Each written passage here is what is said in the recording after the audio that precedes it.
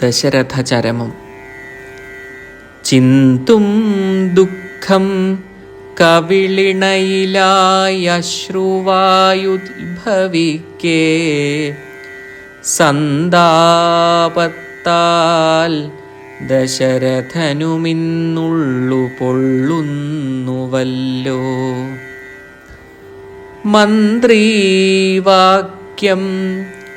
ജയ ജയ വിഭോ കാതിലെത്തുന്ന നേരം, നൊന്തിട്ടയ്യോ ഛടിതി നൃപനാഭൂമിയെ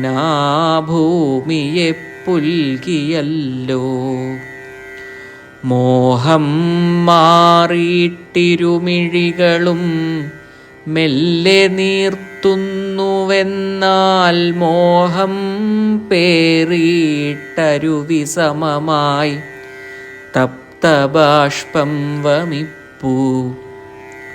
മോഹം പൂണ്ട ദശരഥനുടൻ ഭൃത്യനോടാശു ചൊന്നാൻ, മോഹം കൊണ്ടെന്നകമലരിതാ വിങ്ങിടുന്നു സുമന്ത്ര.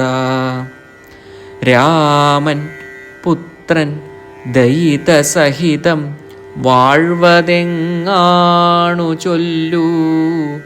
സൗമ്യൻ പാരം തരളഹൃദയൻ ചൊല്ലിയോ വാക്യവൃന്ദം. ലക്ഷ്മിക്കൊക്കും ജനകസുതയും ലക്ഷ്മണൻ തന്നെയും താൻ ആമന്ത്രിച്ചോ വചനനിവഹം വേഗമെന്നോടുരയ്ക്കൂ. ശോകം തെല്ലും ജനകഹൃദയേ തോന്നിടേണ്ടെന്നു ചൊല്ലൂ. പാകം പോലെ പുരമഖിലവും കാക്കണം താതനെന്നും, സാകൂതം പോയി മറയുമുടനെ വത്സരം 14 സാകേതത്തിൽ തിരികെ വരുവേൻ ഞങ്ങളന്നാത്തമോദം.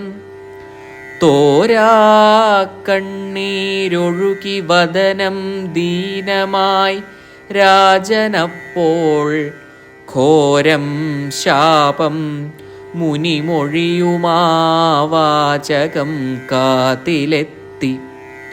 പാരം പാരം രഘുവരമുഖം പേർത്തു ചിന്തിച്ചുകൊണ്ടേ, ഹാ രാമ എന്നുരുവിടുമവൻ നേർത്ത ജീവൻ വെടിഞ്ഞു.